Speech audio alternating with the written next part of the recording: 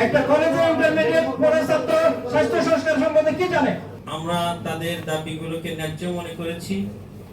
এই জন্য ন্যায্য মনে করেছি যে সংস্কার কমিশনের, স্বাস্থ্য বিষয়ে সংস্কার কমিশনের যে সুপারিশমালা, সেই সুপারিশমালার মধ্যে এর প্রতিটি শব্দ বাক্য রয়েছে।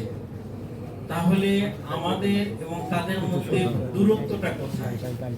তারা তো আমাদের প্রতিপক্ষ হওয়ার কথা না।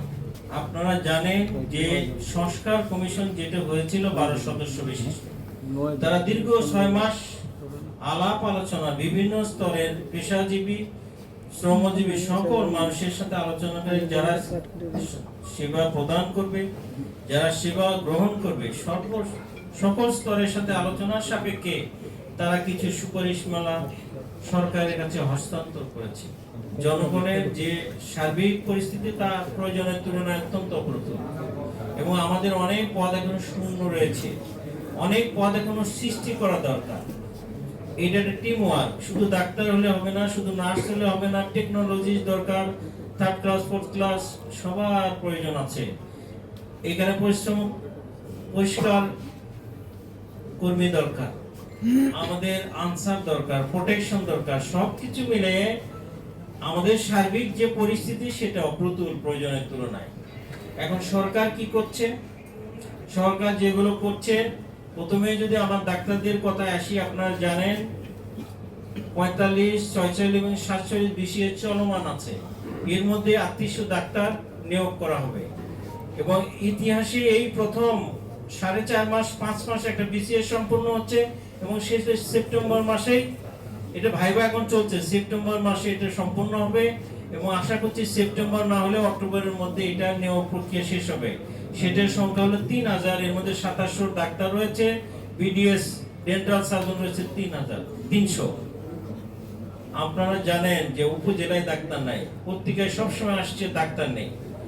আমরা চেষ্টা করছি ডাক্তারের যে স্বল্পতা আছে সেগুলো এর মাধ্যমে কিছুটা হলেও পূরণ হবে।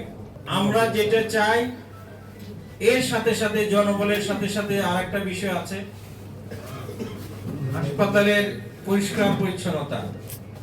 আসলে হাসপাতালের পরিষ্কার পরিচ্ছন্নতার সাথে হাসপাতালের অ্যাকচুয়ালি সার্ভিস দেওয়ার কতটা capacity, that is very much important. অনেক আগে হাসপাতাল হয়েছে, 500 বেডের হাসপাতাল, 1.5 গুণ 2 গুণ 2.5 গুণ রোগী থাকে। আপনি দেখবেন এই পরিষ্কার পরিচ্ছন্নতা নিয়ে আমরাও সন্তুষ্ট না, বেশিরভাগ ক্ষেত্রেই সন্তুষ্ট না। কিন্তু আপনারা যদি নিউরো সায়েন্স ইনস্টিটিউট যান, আপনারা যদি গ্যাস্ট্রো লিভার ইনস্টিটিউট যান, সেখানে দেখবেন পরিষ্কার পরিচ্ছন্নতা অ্যাকসেপ্টেবল লেভেলে আছে, কারণ তারা বিছানার বাইরে রোগী ভর্তি করে না। এখন বিভাগীয় শহর বরিশাল, টার্সিয়ারি লেভেল হাসপাতাল, আপনি ইচ্ছে করলে একজন রোগীকে ছেড়ে দিতে পারবেন না। সো এটা একটা অনেক বড় বিষয়।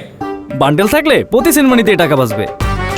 বিকাশ সেনমানি বান্ডেল কিনে জিতুন প্রতি লেনদেনে। আমাদের যে কোনো একটা রোগীর সাথে 2জন 3জন অ্যাটেন্ডেন্ট থাকে। আরো হলো আমাদের যে সামাজিক বিষয়, আমরা যেভাবে আন্তরিক অতিথি পরায়ণ, তাদেরকে দেখার জন্য বিকাল বেলা দেখবেন আরো 10-15 জন এসে দাঁড়ায়। তখন এই হিউজ পরিমাণ পপুলেশনের যে বর্জ্য, এইটা কোনোভাবেই সুনিয়ন্ত্রিত ভাবে স্ট্যান্ডার্ড ওয়েতে অ্যাকচুয়ালি নিষ্কাশন করা অত্যন্ত কঠিন। তারপরেও আমি জানি যে বরিশাল মেডিকেল কলেজের ডাইরেক্টর ব্রিগেডিয়ার জেনারেল মশিউল মনির অলরেডি 90 জন পরিশ্রমিক কর্মী নিয়েছেন।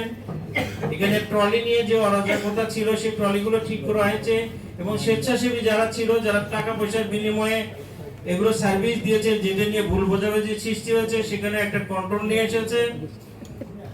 অকেজ যন্ত্রপাতি এগুলো ঠিক করার জন্য ব্যবস্থাপনা নেওয়া হয়েছে। অলরেডি 5 সদস্যের নিমিমের একটা কমিটি কাজ করছে। বিভিন্ন ডিপার্টমেন্টে বড় বড় যন্ত্রপাতির অভাব আছে।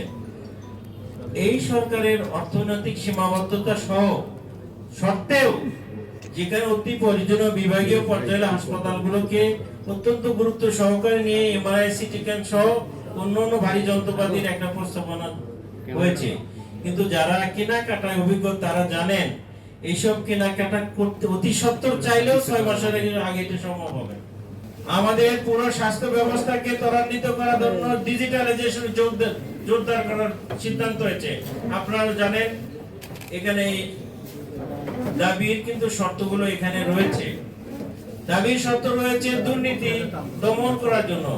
দুর্নীতি দমন করার জন্য, সংস্কার করার জন্য তো এই সরকার আসলো। তারা আপ্রাণ চেষ্টা করছে। আপনারা আপনাদের আমাদের সহযোগী, সবাই মিলে আমরা কাজ করতে চাই। আপনারা আপনাদের মূল্যবান মতামত দিবেন। আসলে আমরা কি সরকারের সাথে বিনা কারণে বিরোধ সৃষ্টি করতে চাই, নাকি এইসব বিশৃঙ্খল সৃষ্টি করে অন্য কোনোভাবে ফায়দা লুটতে চাই, সেটাও আমাদেরকে আরেকবার চিন্তা করতে হবে।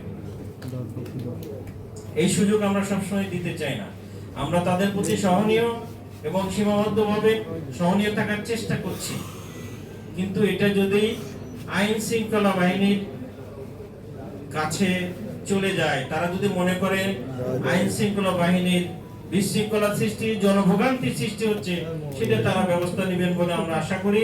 এবং আমি যারা দাবি দেওয়া নিয়ে আন্দোলন করছেন তাদের কাছে সনদবদ্ধ অনুরোধ জানাই, আপনাদের চাওয়া পাওয়া এবং আমাদের কর্মকাণ্ডের সাথে কোনো বিরোধ নাই। আমরা 100বার আপনাদের সাথে ঐক্যমত পোষণ করি এবং আমরা আশা করছি যে আমরা সেই উদ্দেশ্যে আমাদের কার্যক্রম মন্ত্রণালয় অধিদপ্তর নিরলসভাবে করে যাচ্ছে। আপনাদের যদি কোনো সুপরামর্শ থাকে, আপনারা যেটা বলেছেন সংস্কার কমিশনের সুপারিশমালাকে আবার রিভিউ করতে হবে, এটা তো আরো সময়ের বিষয়। এই 3-4 মাসে এটা সম্ভব না। আপনাদের পক্ষে যদি কোনো সুপারিশ থাকে, আপনারা যদি এই বিষয়টাকে বিশ্লেষণ করেন, এটা অনলাইনে আছে, বিশ্লেষণ করে আপনারা যদি মনে করেন আরো কিছু এর মধ্যে ইনপুট দেওয়া দরকার, আমরা সানন্দে শ্রদ্ধা ভরে সেগুলো গ্রহণ করব।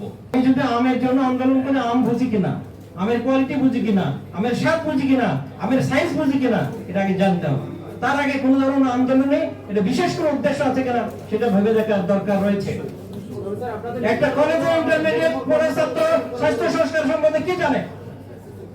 এটাই আমাদের প্রশ্ন। এটা মেডিকেল কলেজের প্রফেসর বলতে পারে, যারা পেশার জন্য আন্দোলন করে তারা বুঝতে পারে। তোমরা একটা কলেজের ছাত্র ইন্টারমিডিয়েট পড়ে শাসক কমিশনের সুপারিশ কি তুমি তো জানোই না, সেটা নিয়ে কেন কথা বলতেছো? আমরা কি কথা বলতে চাই, যেটা যেটা বলেছো তোমরা সব দাবি যৌক্তিক, আমরা মেনে নিয়েছি এবং সেই লক্ষ্যে আমরা কাজ করে যাচ্ছি। তাহলে তোমাদের আমাদের চাওয়ার মধ্যে ডিফারেন্স নাই, তোমাদের আমাদের মধ্যে কোনো দূরত্ব নাই। তুমি আমার প্রতিপক্ষ না, আমরাও তোমার প্রতিপক্ষ না। আমরা সাধুবাদ জানাই, এই ইয়াং জেনারেশনের রক্তের উপর দাঁড়িয়ে আছি আমরা। তোমাদেরকে আমরা অভিনন্দন জানাই, কৃতজ্ঞতা জানাই। কিন্তু কেউ যেন ভুল পথে এটা চালনা করার সুযোগ না পায়, সেটা দেখার দায়িত্ব তোমাদের রয়েছে।